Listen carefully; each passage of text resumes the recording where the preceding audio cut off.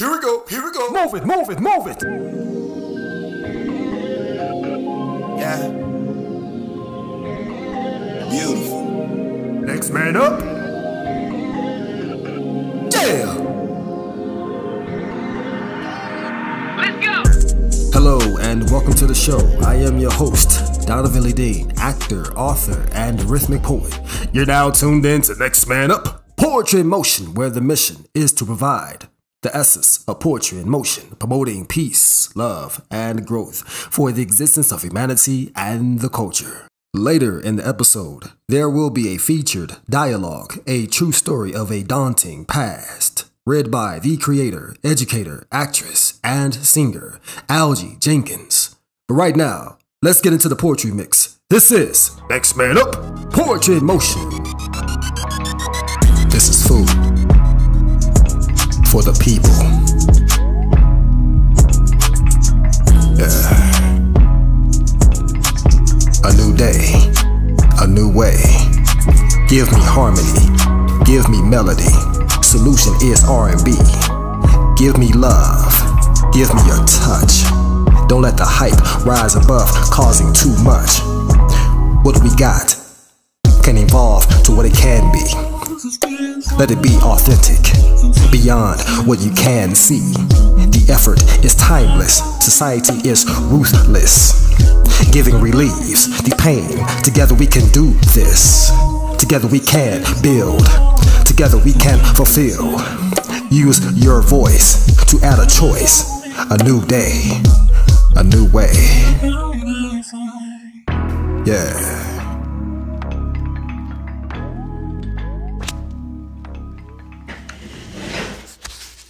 The architect. To build, to imagine, is a fashion that leads to a new beginning. Placing pieces to a puzzle, isolating in this bubble, can get a creative in trouble. But trouble's the only way to make a statement. To see a world only in one way, as if it were any given Sunday, is a blasphemy. Hey, I'm not special, I'm just an architect. Taking what was once in the ground and turning it into a multiplex of ideas, of truth, of proof to the youth that you can look into others or something and identify you. Blueprints on the table, don't mind the ink stains. My excitement leaks through the design, from the screws all the way to the different colors of paint. The world that I want to build could kill Bill, but that's all fiction to the glorious bastard's description. The depiction of richness shifts this interest, reimagining the invictus, shiftless, empty, bottomless, pitless mentality of a racist's interest. I'll repeat. The depiction of richness shifts this interest, reimagining the invictus, shiftless, empty, bottomless, pitless mentality of a racist's interest. I invest in the contest of others to create togetherness so that we can burst through this bubble of sloppiness, so that we can kill the inner grim reaper, so that we can then call upon the gods that we were birthed from and ask those gods to give us that spark, to give us that light, that torch, to give us that thing that never dies, which is more life. Again, guys, I'm nothing special. I'm just an architect, ready to build something new. Thank you for tuning in to Next Man Up, Poetry in Motion. I am Donovan Lee Dean. I am very excited to present to you a good friend of mine from Flint, Michigan. She is Algie Jenkins. Algie is an educator, foster parent, actress, singer, and former print model. She now resides in Las Vegas, Nevada. Whenever she's away from the education or caregiving field, Algie loves to wear a collection of hats. She enjoys acting on stage and film productions, and one day looks forward to writing and producing her own films. In her spare time, she loves to travel and has begun the process of starting a ASJE production company with her husband, Stuart Elsie. My people, I present to you Algie Jenkins, Queen. Talk to him. Here we go. Here we go. Next man up. It was a normal day in the early 2000s. Everything just seemed to be going my way. I was accomplishing goals and thankful for all what the Creator had bestowed upon me.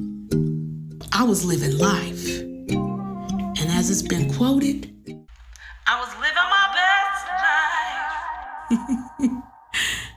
My family and friends were all happy for me. I had the man of my dreams. My career was on track, and I was ready to become a mom. 3 years had passed, and we were getting married and getting ready to welcome our daughter.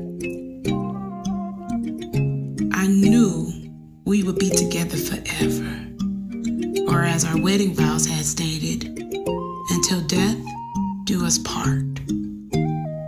We were building our future together, and I wanted everything to work out. I was submissive, and there was nothing I wouldn't do for him. Well, let me tell you that things can change in the blink of an eye. Our once happy abode became the most dreaded place, and I never wanted to be there. The man of my dreams slowly transformed into my biggest nightmare. I kept the facade of a loving and cheerful wife on the outside, but on the inside, behind closed doors, I lived in a house of horror. While I was pregnant, I was yelled at and ridiculed for every little thing. And when I say every little thing, I absolutely mean it. If the laundry wasn't done, I was no good. If I opened the door for someone we knew, or I had company come over when he wasn't there, he would wait until they left and yell and scream and shout about how he don't trust nobody. I never said anything, but I always secretly wished that I could rewind time back and go back to when we were oh so happy. I made excuses for him. I figured since he never hit me, maybe he was just stressed about becoming a father, or maybe there was just so much more I could do. I never really asked him what he wanted. Yet, I would make suggestions like, I think we should try marriage counseling. His reply would be, there's nothing wrong with me. Maybe you the problem. I chose to ignore the behavior. 10 days before my due date, I had my last checkup. And my doctor insisted that I go to the emergency room. He said he didn't want to scare me, but he couldn't find my baby's heartbeat. And he had tried about 4 or 5 times. I was rushed to the emergency room. They still couldn't find my baby's heartbeat. So I had to have my baby, not knowing what the outcome would be. As much as I wanted to be a mom and welcome her to this world, she was born as a stillborn. Yet she was healthy, and her autopsy showed that she had no issues. I really didn't know how I would make it mentally, but I was surrounded by so much love from my family and friends. I grieved. And yet I'd still approach life, and I stayed with my husband, and I figured things would kind of change for us. It didn't. My husband, he didn't change. He became more aggressive. It was less with words, and he became far more physical. I never said anything, but I would go to work, go to school. I I wouldn't mention it at all. This lasted for almost about a year. And yet I just knew that things would change and there would be moments that he gave me hope because he would apologize for all his physical outbursts. One evening, as I was preparing to go to work, my cell phone rang. I answered and the female voice asked to speak to my husband. I figured it was a call from his job, so I gave him my phone and I told him he had a phone call. He answered, but he spoke really fast and assured the caller that he would call him back once I went to work. I was leaving in about 10 minutes.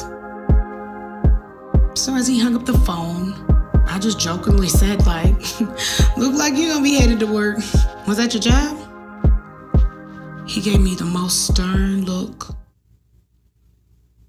And he just became filled with rage. And he shouted, don't you ever ask me who called for me. Before I could even reply, he began to choke me. As my body fell to the floor, I knew I was going to die. And I knew nobody would have known. I secretly prayed to the Creator that I would just get up. And if I got up, I knew I would never return to that house. Something came over him. He stopped choking me, but he drew his fist back like he was gonna knock me out. I was gasping for air and just closing my eyes. I didn't know what to do, and I just got out barely. You trying to kill me? He stopped. He got up and he just left. I went to work as usual and I didn't tell anyone. I didn't say nothing. But one thing I did know, that I would never go back to that house. When I got off from work, I went to my parents' home and I informed them of everything that was going on. I also started filing for a divorce. When I didn't come home from work, he called and seemed concerned. I just told him that my dad would come by for my things. To be continued. You can catch more of Algie's story Saturday, July 20th at 5 a.m. Thank you, Queen. That was truly heartfelt and inspirational. Before we go, I would like to conclude with a power message to uplift each and every listener and to get you in a good headspace. It's a message about pride. Pride is a balance scale. It has an up and down effect. Try to maintain balance of it. If you can maintain balance of it, then you're never on the verge of foolish acts or causing harm to anyone. Foolish pride is an example of not maintaining balance. Foolish pride can lead you to thinking that you know everything when you don't, or feel that you don't need any sort of help when you do. I've witnessed relationships where one person, for example, have this false sense of reality, thinking that he or she is flawless while diminishing their significant other. Foolish pride can lead you to wanting to prove your self-worth by challenging someone that may be a potential threat, causing you to possibly be in harm's way. So please be open to change. Recognize your mistakes. There's nothing wrong with seeking help, such as counseling, to build stronger friendships or relationships. Take pride in helping or elevating others, and always be humble. Thanks for tuning in to Next Man Up Poetry in Motion. I am Donovan Ledeen, actor, author, and rhythmic poet. You can find my poetry books, children's books, and coloring books on Amazon at booksbyledeen.net. Until next time, peace. Yeah!